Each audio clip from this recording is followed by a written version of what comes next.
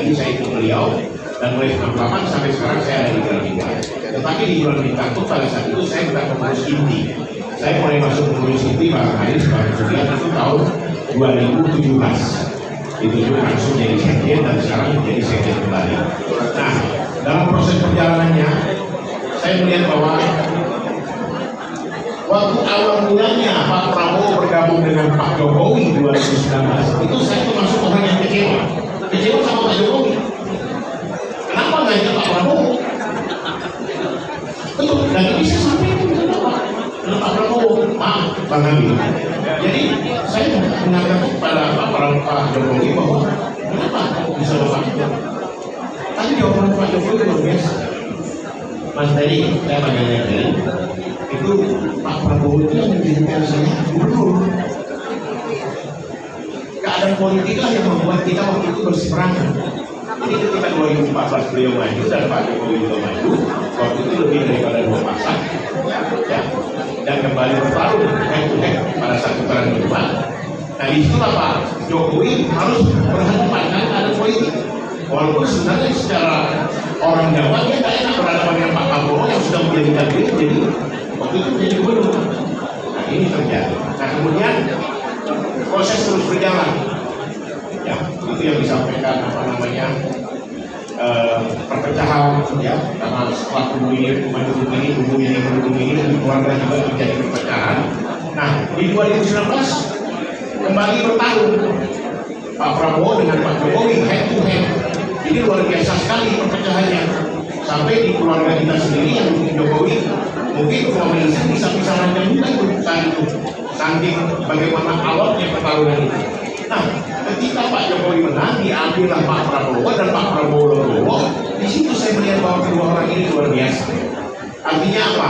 Saya melihat dua besar Pak Jokowi ya, walaupun sudah dimaki-maki oleh tim pendukungnya Pak Prabowo atau tetap memaafkan, artinya bisa memberikan maaf. Kemudian Pak Prabowo pun juga bisa memberikan maaf dan saling berangkulan dengan Pak Jokowi dan Pak Prabowo. Nah di sini saya melihat bahwa Pak Prabowo adalah sosok yang betul-betul bisa memberikan kontribusi untuk Indonesia pada Indonesia yang lebih baik.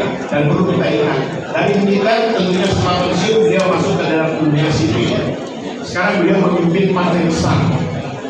Ya, partai kedua setelah PDI Perjuangan, kemudian Gerindra, baru Golkar. Ini luar biasa.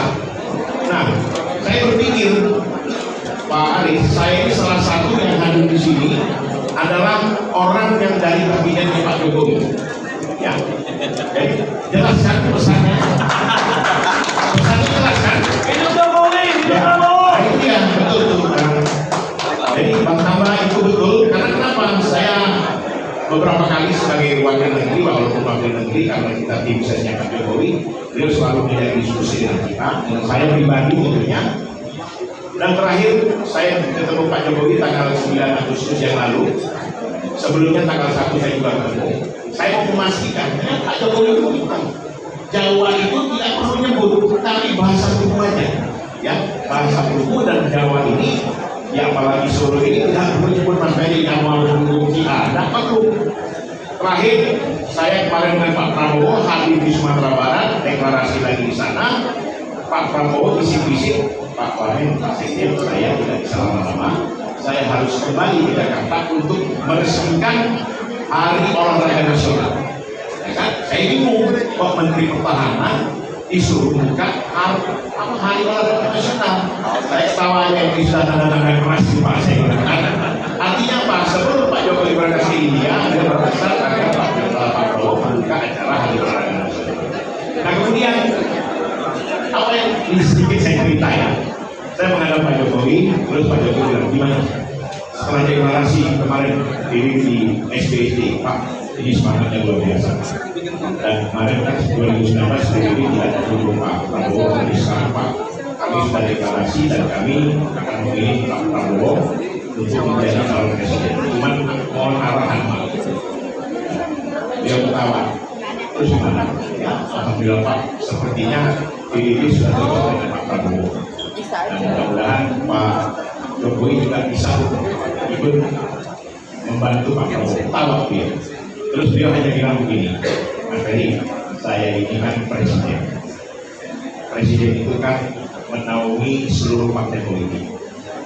Ya kan? Jadi walaupun beliau mungkin berasal dari salah satu partai, tapi tentunya sebagai presiden adalah membina sebagai pembina partai politik. Itu pesan beliau. Nah, kemudian cuman saya mau mengingatkan teman-teman Gerindra, kalau polanya kami dulu bagaimana Pak Jokowi mengambil itu dan di presiden Jokowi itu komunikasi bukan semuanya, intinya itu sangat intens.